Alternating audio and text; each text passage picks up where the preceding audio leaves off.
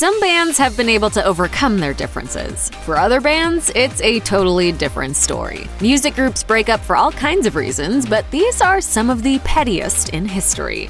Throughout history, there have been bands that have openly supported politicians, while other groups have chosen to stay clear of anything even remotely political. But in the Eagles, there were at least two members who disagreed about the band being involved in political matters: guitarist Don Felder and singer Glenn Frey. On July 31st, 1980, the band closed out their tour with a benefit show for California Senator Alan Cranston. But as Rolling Stone noted, Felder wasn't too keen on the band openly supporting political causes, and was reportedly very dismissive of Cranston when they met. That response infuriated Frey, which added to the long-running tensions that he and Felder already had. From there, the two men began lobbing insults at each other live on stage. In front of the California crowd, the two rock icons began threatening to fight each other as soon as the show was over, fully prepared to end the evening in violence. And I'm looking at him and I am ready to go. It would be the last appearance by the Eagles until they reunited in 1993 for Travis Tritt's Take It Easy music video. A full concert special and tour followed, but even after the reunion, Felder didn't stay with the group long. The fighting between Oasis brothers Liam Gallagher and Noel Gallagher has been covered in the media ever since the band formed in the early 90s, with Noel once telling Q magazine that his younger brother was the angriest man you'll ever meet. He's like a man with a fork in a world of soup. The tension between the brothers was legendary and spilled over into public view a number of times. But things got particularly nasty one evening in Barcelona in 2000 when Liam implied that Noel's daughter was illegitimate. According to Pitchfork, Noel jumped on his brother after hearing the insult, began punching him, and busted his lip. Noel later told Q magazine that he was keeping Liam, quote, at arm's length because his brother had never apologized for the insult. Ultimately, I think I did everybody a favor, by leaving. Oasis finally broke up in 2009, seemingly for good, but the animosity hasn't gone away. In 2019, Liam even brought up his brother's old insult in a video by eating soup with a fork. Most times, groups break up behind closed doors, and fans find out about it through a press statement. But rap group Leaders of the New School broke up in 1993 during a taping of Yo! MTV Raps. Before it happened, tensions between group members Busta Rhymes and Charlie Brown were growing for a while. Plus, it was clear around that time that Busta was the group's standout, so he was getting most of the attention. Then came Brown's infamous appearance on Yo! MTV Raps when he told host Fab Five Freddy that he was trying to, quote, get to know myself, when he should have been giving an introduction. This led to a group huddle in the middle of the episode as Brown's bandmates confronted him about the odd statement, and Brown told the rest of the band that he was done. Shortly after the infamous TV appearance, Leaders of the New School parted ways and Busta Rhymes became a rap icon in his own right. When it comes to rap pioneers, New York's Grandmaster Flash and the Furious Five is probably one of the first groups people think of. But the more the group made a name for themselves, Grandmaster Flash became recognized as the star, often making lone television appearances and going on tours without the Furious Five. But according to Furious Five member Scorpio, Flash had nothing to do with their songs, but still received top billing and more work. Scorpio even called the legendary DJ, quote, the Milli Vanilli of hip-hop in a 2015 interview with YaHeard.com. In the same interview, Scorpio said that giving Flash top billing in the group name was, quote, the biggest mistake in the history of the band, and blasted Flash for using the group's songs and DJ sets to earn more money off their backs.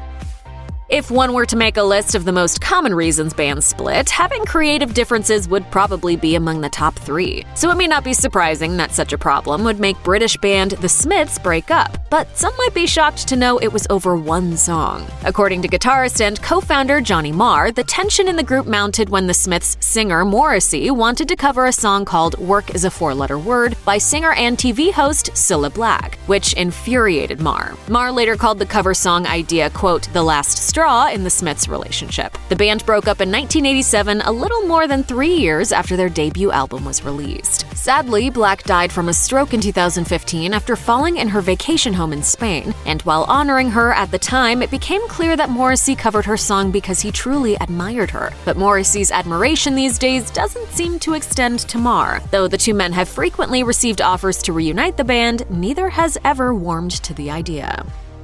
It's a common story among bands. A group of young friends get together and decide to make music. They find success after getting discovered, but then one member gets most of the spotlight. That is exactly what happened to Baltimore R&B group Dru Hill, who hit a fair amount of speed bumps once lead singer Mark "Sisqó" Andrews became the breakout star. And tensions came to a head when the quartet was recording a song with Will Smith for his film Wild Wild West. Besides Andrews, Dru Hill was made up of Tamir Nokio Ruffin, Larry Jazz Anthony, and James Woody Rock Green, who talked about that Will Smith studio session during an episode of TV One's Unsung. According to Green, Dru Hill had agreed to be credited as a group on the song, but when the session began, it was clear that Sisqó was the one getting all the attention. For him, that was the last straw, and he left the group in the middle of shooting the video for the Wild Wild West song, something you can actually see when Dru Hill's appearances shrink from 4 members to 3.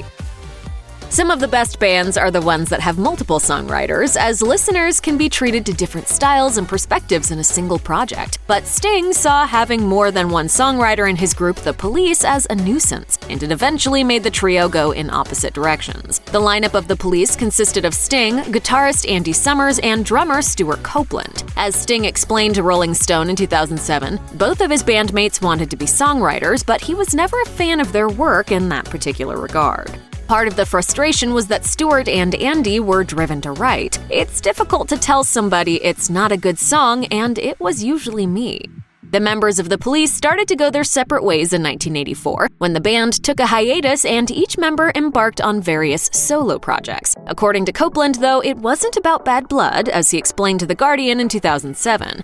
We broke up at exactly the right time. What would have gone wrong is if we had stuck together to the point where we hated each other and started to hurt each other and self-destruct.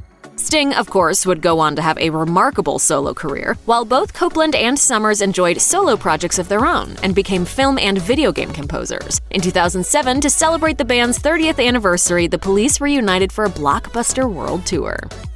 Bands often break up over something that has to do with the music they're making because maybe they can't agree on a certain idea. It's not every day, however, that a group splits because of a movie, but that's just what happened to legendary duo Simon and Garfunkel. It began when both Art Garfunkel and Paul Simon were cast in the 1970 film Catch-22, but only Garfunkel's performance made the final cut. The lengthy production drove a wedge between the two singers, particularly since Garfunkel seemed keen to make more films after Catch-22 was completed. In a 2016 interview with David Axelrod, Simon even claimed that Garfunkel once pitched him the idea that he would act in films for half the year while Simon wrote songs, then they'd get together and perform. For Simon, that wouldn't do. In January 1970, the duo's final studio album, Bridge Over Troubled Water, was released. By 1971, Simon and Garfunkel had broken up, and for a while the two men didn't speak much. They did manage to reunite numerous times over the years, though, most recently in 2010. But since Garfunkel's health has declined and Simon retired from touring in 2018, it's unlikely it'll ever happen again. Blink-182 members Mark Hoppus and Travis Barker didn't get along with Tom DeLonge for years, and their beef eventually spilled into the press. In 2015, Hoppus and Barker said that DeLonge quit the group and was being replaced by Alkaline Trio's Matt Skiba. But DeLonge took to Instagram to deny he'd actually quit. Then, in an open letter, he said that Hoppus and Barker's lack of effort while recording their latest EP was actually what ruined the group. As he wrote in his statement, "I was in the studio for 2 months and they came in for around 11 days. I didn't mind leading the charge, but we had all agreed to give it 100%. Barker and Hoppus fired back in a Rolling Stone interview, claiming that DeLonge, quote, didn't even care about actually getting the band back together, and that his Instagram posts were just empty words. Still, a reunion could happen one day. In 2020, DeLonge told Rolling Stone he hoped to play with his bandmates again, but it was all a matter of, quote, timing. Meanwhile, Barker and Hoppus continue to record new music with Skiba. Check out one of our newest videos right here. Plus, even more Nicki Swift videos about your favorite bands are coming soon. Subscribe to our YouTube channel and hit the bell so you don't miss a single one.